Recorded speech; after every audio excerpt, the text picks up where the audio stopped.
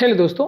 पाँव में अगर किसी व्यक्ति को क्रैम्प्स आ रहे हैं तो इनके क्या कारण हो सकते हैं। ज़्यादातर पाँव की जो काफ मसल्स होती है उसमें कई बार लोगों को क्रैम्प्स आते हैं। चलने फिरने पर या कोई विशेष काम करने पर ज़्यादा दर्द का एहसास होता है।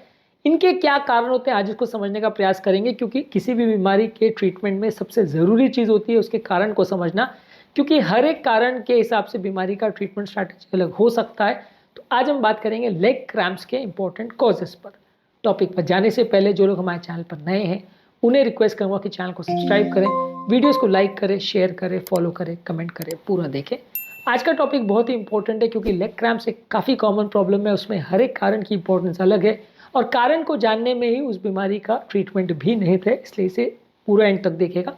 चलिए शुरू करते हैं इंपॉर्टेंट वीडियो।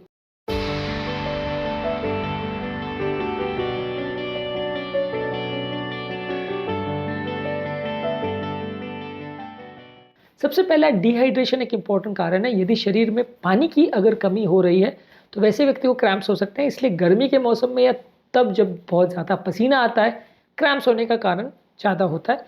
इसके अलावा यदि किसी व्यक्ति को बॉडी के इलेक्ट्रोलाइट्स की अगर कमी है, जैसे कि सोडियम, पोटाशियम, कैल्शियम या मैग्नीशियम, इस तरह के जो मसल्स के आयन होते हैं ये मसल के काम करने के लिए बहुत इंपॉर्टेंट योगदान करते हैं।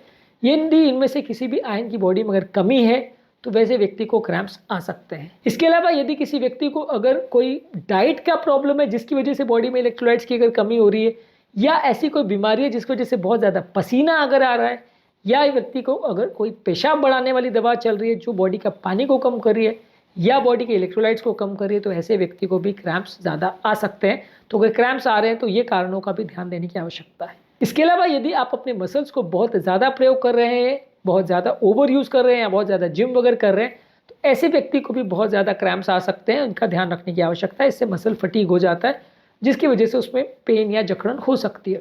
इसके अलावा यदि कोई व्यक्ति प्रॉपर वार्मिंग अप एक्सरसाइज नहीं करता, प्रॉपर कूलिंग डाउन एक्सरसाइज नहीं करता एक्सरसाइज से पहले और बाद में, तो वैसे व्यक्तियों को भी मसल में क्रैम्प्स आ सकते हैं। तो ये भी एक इंपॉर्टेंट कारण होता है मसल क्रैम्प्स का। इसके अलावा यदि किसी व्यक्ति का ब्लड सर्कुलेशन अगर कॉम्प्रोमाइज है, यानी कि ऐसी कोई बीमारी है जिससे पाँव का, हाथों का ब्लड सर्कुलेशन या नली ब्लॉक हो गई है, चोक हो गई है, वैसे व्यक्ति को भी क्रैम्प्स आ सकता है। ब्लड सर्कुलेशन अलग अलग बीमारियां जैसे डायबिटीज़ है, ब्लॉकेजेज है, कोलेस्ट्रॉल डिपोजिशन की वजह से या किडनी की बीमारियों में भी ब्लड सर्कुलेशन कॉम्प्रोमाइज हो सकता है।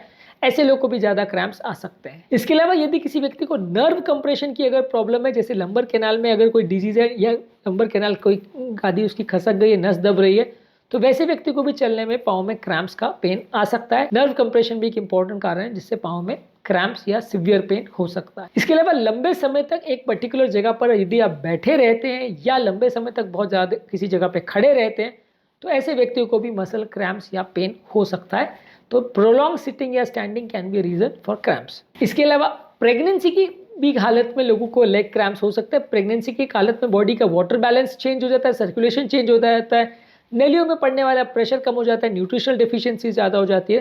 तो ऐसे लोगों को भी क्रैम्प्स ज़्यादा हो सकते हैं। प्रेगनेंसी के टाइम फीमेल पेशेंट में ज़्यादा क्रैम्प्स देखे जाते हैं।